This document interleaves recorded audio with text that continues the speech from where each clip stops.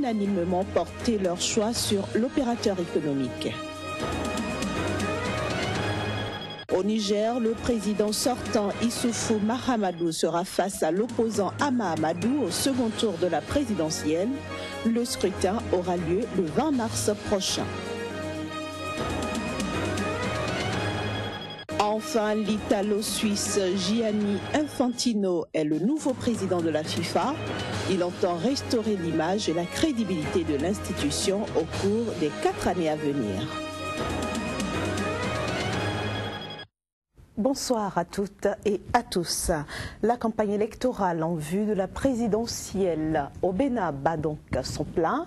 Les femmes des marchés de Dontokpa, Gbagbanou, PK3 et Ganri s'invitent maintenant dans la danse.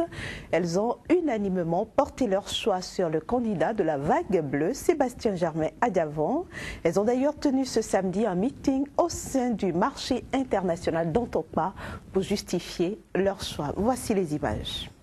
Les femmes du marché international de Dontokpa, poumon économique du Bénin, ont choisi leur camp, celui de rouler pour le candidat sur qui elles ont toujours su compter quand elles étaient dans le besoin. Sachez qu'à partir de maintenant, nous avons le président de tous les Béninois et Béninoises du nord au sud, de l'est à l'ouest, du nom de Sébastien Adiavon. Nous comptons sur votre bonne foi pour l'amour que vous avez pour votre pays, en l'occurrence, nous, femmes de Dontokpa, Dordomé, Ganri, Gbagbanou et PK3. Ce que femme veut, Dieu le veut. Nous sommes convaincus qu'au soir du 6 mars, la porte de la marina sera grandement ouverte pour notre cher président du Nord de Sébastien Germain Adiavon.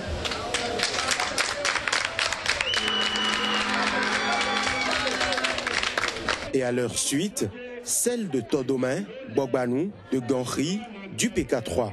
En tout, tous les délégués de tous les 38 secteurs de ces hauts lieux du commerce ont choisi Sébastien Germain Adiavon, qui se rapproche de plus en plus de son vœu de faire du Bénin un havre où il fait bon vivre pour tous.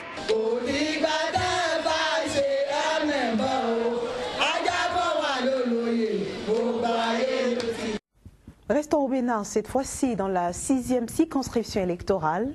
Le président du Parti pour le progrès de la démocratie béninoise, Emmanuel Koyi, a aussi mobilisé ce samedi du monde pour le candidat Sébastien Germain Adiavon.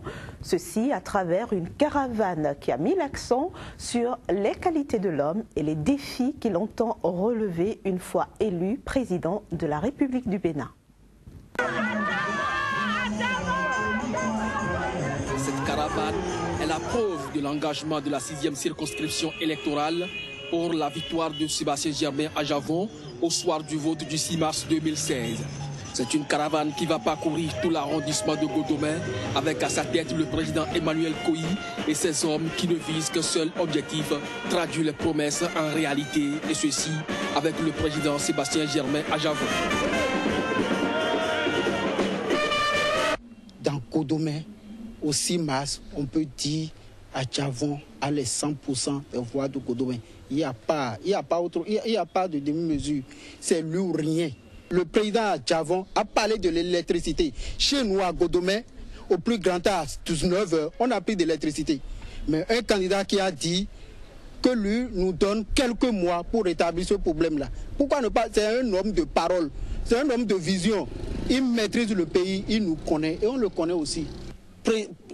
Précisément à Godomé, c'est pour leur dire d'aller chercher leur carte d'électeur, leur carte de l'épi, et nous allons porter Adiavon au Marina. C'est pour cela que nous sommes en train de vouloir faire cette caravane-là aujourd'hui. Nous n'attendons pas quelque chose de lui avant d'être en train de faire ce que nous sommes en train de faire. Parce que c'est un homme qu'il faut suivre, parce qu'il connaît les maux que souffre notre Bénin. Comme ses responsables communaux, c'est toute une population qui manifeste son adhésion à la vision du président du patronat. Une preuve qu'elle entend lui apporter dans les urnes dans quelques jours.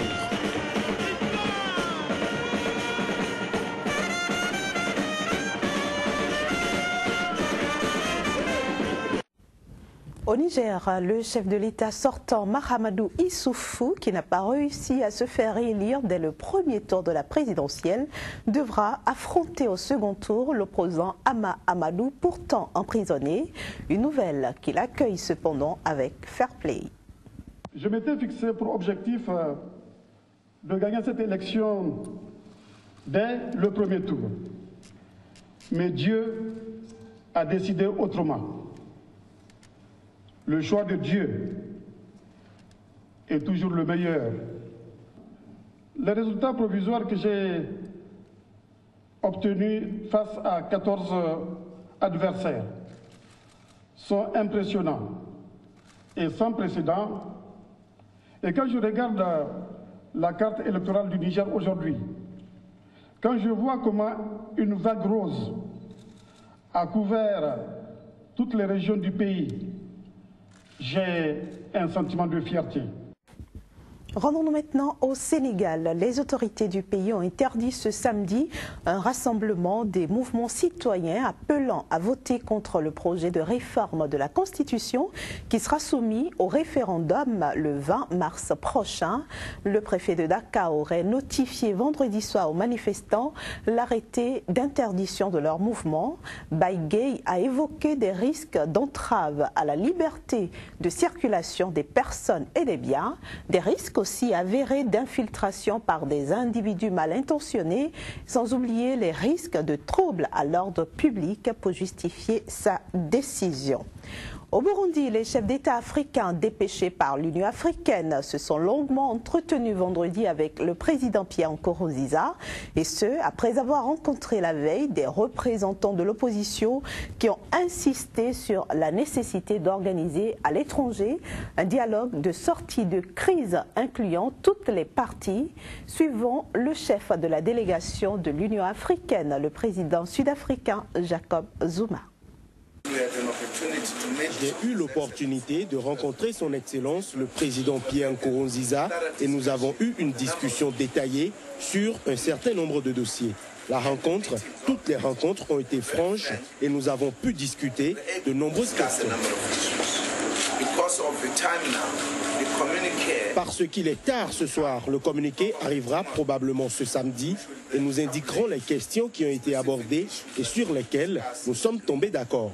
Nous pensions simplement vous dire que nous avons eu une rencontre positive. Nous sommes d'accord sur de nombreux dossiers qui seront dans le communiqué. Donc, après le communiqué, vous pourrez poser vos questions. Direction maintenant le Libéria. Un responsable de la société civile a été inculpé et écroué ce samedi à Monrovia. Il lui a reproché d'avoir diffamé la présidente Ellen Johnson Sirleaf à travers des déclarations qui la mettent en cause dans des meurtres d'hommes politiques.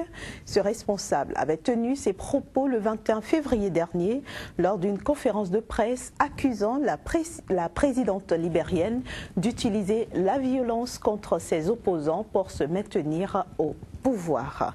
Et puis au Nigeria, le Pentagone envisage d'envoyer des conseillers militaires américains pour aider l'armée nigériane à lutter contre les islamistes de Boko Haram.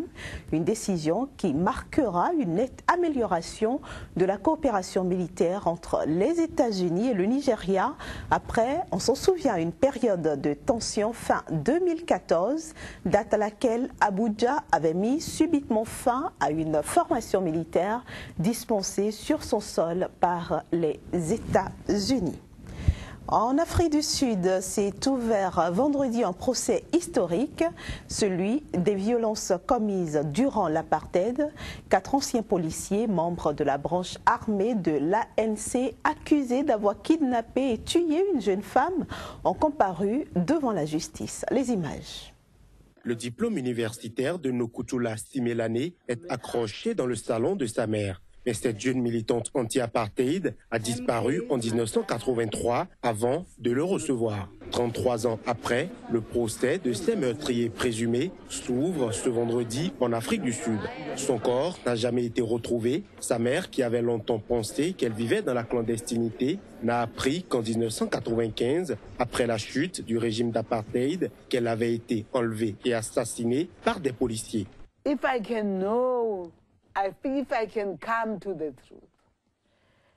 Si je sais, si je peux avoir la vérité, s'ils sont prêts à dire la vérité et que peut-être on me donne les restes de mon enfant, je pourrai enfin tourner la page. La commission Vérité et Réconciliation, qui a siégé de 1996 à 1998, a enquêté sur les crimes politiques commis en Afrique du Sud par le régime ségrégationniste d'apartheid qui a officiellement pris fin avec l'arrivée au pouvoir de Nelson Mandela en 1994. Le principe de la commission était révolutionnaire. Les bourreaux et donneurs d'ordre qui le souhaitaient y avouaient leurs crimes politiques et en échange d'une révélation pleine et entière des faits, ils obtenaient l'amnistie. 3 des meurtriers présumés de Nokutula, tous des policiers, y ont comparu. Mais l'amnistie leur a été refusée, la commission estimant qu'ils n'ont pas révélé toute la vérité. Nos négociations ont été, d'une certaine façon, compromises, mais cela ne voulait pas dire que ces personnes ne devaient pas divulguer certaines informations. Nous voulions qu'elles nous disent où sont nos camarades disparus.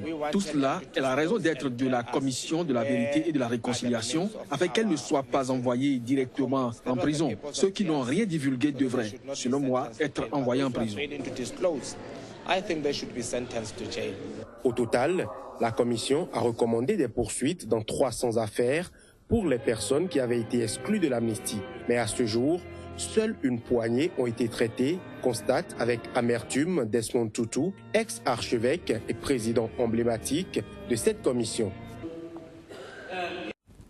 Gianni Infantino, ainsi se nomme le nouveau président de la Fédération internationale de football association. Jusque-là, numéro 2 de l'UEFA, ce juriste italo-suisse de 45 ans a été élu vendredi à Zurich. Au cours de son mandat de 4 ans, il entend restaurer l'image et la crédibilité de la FIFA. We will work tirelessly, starting from myself. Nous allons travailler sans relâche, à commencer par moi, à travers les associations et les membres du staff, pour ramener le football à la FIFA et la FIFA au football. C'est ce que nous avons à faire et c'est ce que nous allons faire. Nous allons restaurer l'image de la FIFA et nous rassurer que tout le monde est satisfait de notre travail.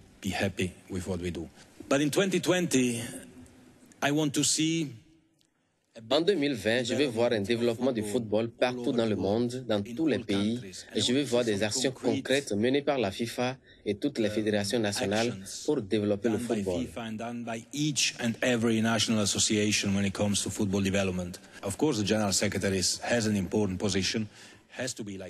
Bien sûr, le secrétaire général a un poste important. C'est comme ça que ça doit se passer.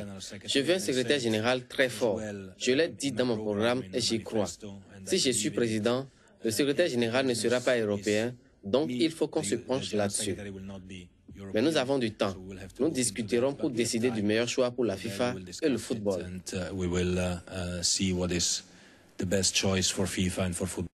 Et ce sera tout pour cette édition. Merci de votre fidélité à SICA.